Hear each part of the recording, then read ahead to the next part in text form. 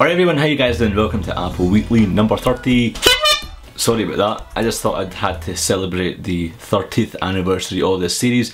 I hope you guys are enjoying it, and for everyone who is, thanks very much for kind of commenting, rating, whether it be on YouTube. Remember, this is also being broadcasted on iTunes, and I'd appreciate if you don't watch it on iTunes, if you can take a look, subscribe to it, maybe leave a comment. You don't have to, but if you've got iTunes installed, if you do it, that would be pretty goddamn awesome. For those of you who have recently subscribed to the channel, Apple Weekly is a series that I do, basically covering all the technology aspect over the past few days on everything Apple. Before we get started into the stories, as usual, I'd like to say thanks to Parcel Monkey and Fibervolt for sponsoring the show. If you check them out, the link is in the description or on the screen. So the first story of the week, or I'm not too sure if I can call it a story, but it was really interesting. A few pranksters in Germany, a new Apple store is being built there, and a few pranksters thought it'd be quite funny to put some graffiti on it. And the first thing they done a few weeks ago was put up a Windows logo. That was cleaned quite immediately, and only recently some more pranksters, presuming they are the same guys who were done the first one, they came back and they put this up. Now this is funny on quite many different fronts, but I thought it was quite hilarious when I seen it. They've of course got the camp here bit, which again refers to people camping outside Apple stores when they're being opened, or queuing out here, queue here, and then they've got these kind of robots, and that again implies, you know, the whole Apple cult thing and controlled system. Needless to say, the pranksters who are doing these are Android fanboys, or generally I don't know who they are, but nevertheless it is quite funny and entertaining, and hope to see some more from these guys in the future. Now getting on to some more serious stuff, Apple patents. Apple patent quite a lot of stuff, and we don't see the majority of it, we only see some of it. They might just patent it just to be first, as you guys in YouTube like saying first. Apple, you want to kind of get there to say, look, we've got it, we might not use it, but we've got the patent for it. And as of recently, there's been a patent which basically means you can't take photos at a music event, a gig, a live kind of audition or live event. Now that is crazy on many fronts, and the way it works is Apple installs a sensor at the actual event, and basically if your iPhone is near or in that proximity, your phone is going to be disabled of features, and in this case it's going to disable the camera, and meaning you can't take pictures, videos of your favourite gig or favourite, you know, stand-up. Now it's crazy because many people that are buying iPhones are in the teens, and what did us teens like doing? You know, go to gigs, go to parties, go to these music events, and having to carry something else to take photos, you know, a DSLR, is going to be quite insane. It just kind of makes you think it's not that simple, i.e. referring to Apple, everything simple. Now, why is Apple doing this? Number one, it could be due to copyright. You know, these live event organisers are really hampering down on, you know, copyright stuff, and Apple just want to kind of, you know, cover their backs. Secondly, it could be Apple just want more money, and the way it would work is it would work as a pro feature. So if you pay for the pro feature, you would get access to taking photos. If not, then you're going to have to carry something else about. I'm not too sure which one it is, but needless to say, this is a crazy thing, and it's really going to tarnish Apple's image should this come true in the future. Now the next thing is Apple's back to school program. It comes on every year, but this year is different. This year is horrible in my opinion. Now I know some of you are going to be saying, well, Apple is giving you something for free, why are you not happy? Well, it's true that Apple don't do many offers. They don't do sales other than the back to school program and another event, a holiday event in November, which really isn't discounted, but it is discounted yet. So in the past, if you took part in the Apple back to school program, you would get a free iPod Touch. This year, however, you would get only a £75 iTunes card. Now what's wrong about that is that it's not really worth much, to be honest. In the past, I know of people, and I myself have, sold the iPod Touch and got near roughly about, you know, the retail value of an iPod Touch. Put it on eBay and you would, you know, roughly get the same amount as retail price, meaning you would get like £150 off. This time round you won't be able to do that. You know, £75, you know, is it really worth that much? I guess it's really good for developers because, you know, developers will be seeing high sales, but it really makes you wonder why Apple has changed it this year. Now usually, you know, this back to school promotion comes on in the summer, and by that, you know, they're able to clear out all their iPod Touch lineups for a refresh of the model in September. Of course, notoriously we know September is the month where Apple refreshes the iPod lineup, and over the summer they can clear all the inventory and then bring out brand new ones. They're not doing it this year, so is that to say we're not getting new iPod Touches this year? Potentially that could be it. So right now is quite a good time to buy a Mac, and what I mean by a Mac is either an iMac or a MacBook Pro. Nothing else, don't buy anything else. For example, Mac Mini, Mac Pro or the MacBook Air, they are getting refreshed and I'll talk about it in a minute. So if you buy a Mac now and you would get a £75 iTunes gift card, you would also get the 14% off instantly because you are a student.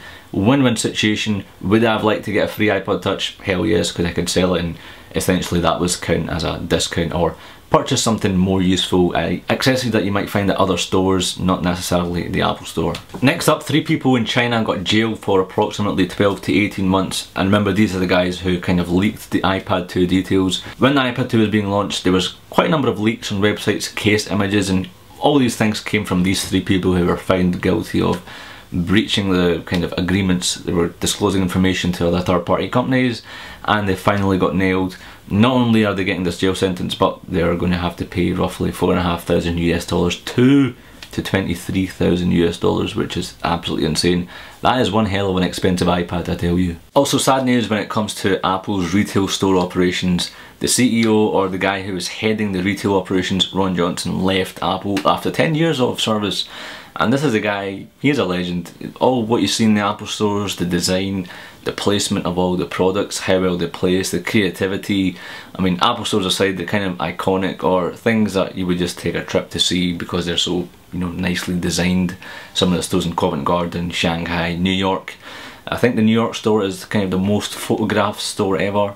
And you know, you don't have to be or buy something, just go there and kind of take a visit.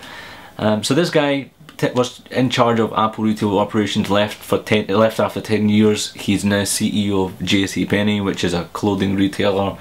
He left because he wanted a bit more of a challenge. The Wall Street Journal put up a really good article when they heard Ron Johnson was leaving, and they gave an in-depth review as to how the Apple stores work. They're really tightly controlled. Employees go through extensive period of training, and they're not allowed to say some words. So if you ask for something and it's not in stock, you can't say the word "unfortunately it's not in stock." You have to kind of word it in a way that you kind of explain it to the customer, so it's not something that's jaw-dropping or something that might be deemed aggressive. But you know, when you hear something "unfortunately," you're like, oh crap, you know. So the way they play with the words, they make it so it's kind of, you know, unfortunate, but then again it's not too kind of hard hitting, boom, at the one go. And of course, Apple Store employees can't say when a new product refreshes around the corner. They might know themselves, but they can't share it. There's special training sessions for new employees. When the new employees hit the sales floor, they can't kind of speak to a customer on their own. They have to kind of shadow a senior member or a member that's been with the company for a while. And here's a quite interesting thing. You know, most other retailers, take any other retailer, you've got to hit targets. You have to, you know, make a certain amount of sale that day or that week or that month, and if you don't, you get fired. At Apple it's different. You don't have, well, you don't really have a sales quota per se. What the main focus is, understanding the customer. That is all that you need to kind of do, is understand, listen. So understanding is key. It's in the training manual according to the Wall Street Journal. It's a good read. I'll put in the link in the description. I thought this was quite important to put up with this week because he was one of the guys who kind of I looked up to and I've read a lot about him. He has definitely great experience behind him, 20 years of marketing, and he's kind of changed the way people visit stores. He's changed the way people see stores. It's not something fun. Of course, you've got the free Wi-Fi, and of course, you know, he had a team that he kind of headed, but he was the main brain behind the retail operations, how, you know, things worked. And Apple have said they are, you know, looking for a replacement for the guy. Well, I guess that is good news. And with Steve Jobs kind of being ill, Ron Johnson leaving, I'm not liking the way this is going. But nevertheless, you know, not everyone stays. It's just impossible for one person to stay. This guy, of course, got the opportunity for a CEO, increase in salary, and possibly the money might not be it for him. He just might want a bit of a more challenge. I don't know the guy personally, so I don't know what it was, but he's left, and I hope we get a good replacement. And lastly, talking about the Mac refreshes. Now, there's been a number of reports, a number of people who have said we're going to be seeing MacBook Air refreshes come in June or July. We're in the middle of June, so it'd be a really daft time, regardless if they're coming out on a Tuesday or a Wednesday or next tomorrow or whatever. It's just daft, plain simple daft to buy a Mac, in my opinion, at the moment. Knowing, of course, there's a refresh around the corner. As to when that is happening, there was another report which kind of, I guess, makes sense. This report said we're not going to see Macs until after Line is released. Think about it, the average Joe who's going to get a Mac today doesn't want to upgrade to Line come in 2 or 3 weeks time, or whenever Line is launched next month. It's just that added hassle of getting a Mac, especially new people going back to school, getting their first Mac, having to, you know, really get down to Snow Leopard, and then come a few weeks down the line getting Line. But on the other hand, the new buyer, the average Joe, doesn't know when a refresh is occurring. It's only people like us that are kind of really into our tech and know, you know, every year Apple updates the line. We're looking into all these rumour websites. The average person getting their first Mac is probably not doing that much, you know, kind of research per se. I know I do, that's because I know what I'm doing, but other people, they're like, new Mac, when's that coming out? So I know from Apple's point of view, simplicity, basically I think Apple's mindset for Line is they want everyone to be on it. Line is priced at such a low price because they want everyone to transition from their current operating system to Line. That is going to be the future. They don't want people to get all this new hardware today and then come, you know, 2 weeks down the line there's a new operating system, and it's just going to cause hassle. And especially because Line is only going to be available through the App Store, it could be a nightmare for some people who have low or poor internet speeds. So why not, you know, put Line pre-installed on systems.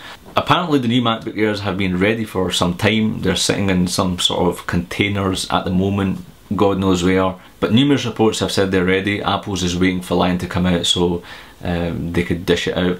Also, the developer preview for Line, which I've kind of tested and put videos up on my YouTube channel, Apple has released an update like 2 days ago. So does that mean Line is really getting ready for its final public release early July? I hope that is the case. Apple Insider also reports the LED cinema displays, the Mac Pros and the Mac Minis are also getting Thunderbolt ports, and Apple, it's just a case of Line being released and these products coming out. So what I'm trying to say is, you know, the back to school offer is going to be with us for the next 4 to 8 weeks. It's usually about September-ish when Apple kind of close the offer. I know it's kind of tempting getting £75 free at a time, but don't worry, you can still use it once the new MacBook Airs are launched, which is going to be very, very soon. It's just going to be daft if you go out and buy a MacBook Air just for the sake of £75, or you can't wait any longer. We know it's going to be refreshed quite quick, so you might as well just wait. So guys, that's it for this week in Apple. I hope you liked it. If you work for an Apple retail store or any third-party Mac store or retail electronics store and you have information on current stock situations, send an email to me, or post a comment below, or send me a private message on YouTube. Other than that, those of you watching, if you could rate the YouTube, the iTunes podcast, that would be fantastic. If not, not a problem. Also, if you hit the subscribe button each time I upload a video, it will come directly into your inbox, or when you log into YouTube, my video will be there rather than searching for my username. Guys, thanks for watching, and I will see you guys, as always, in another life. Cheers. Looking to send a package at the lowest price possible? Simple. Visit parcelmonkey.co.uk, follow these 4 simple steps, have the package collected from your doorstep, and then sit back and relax.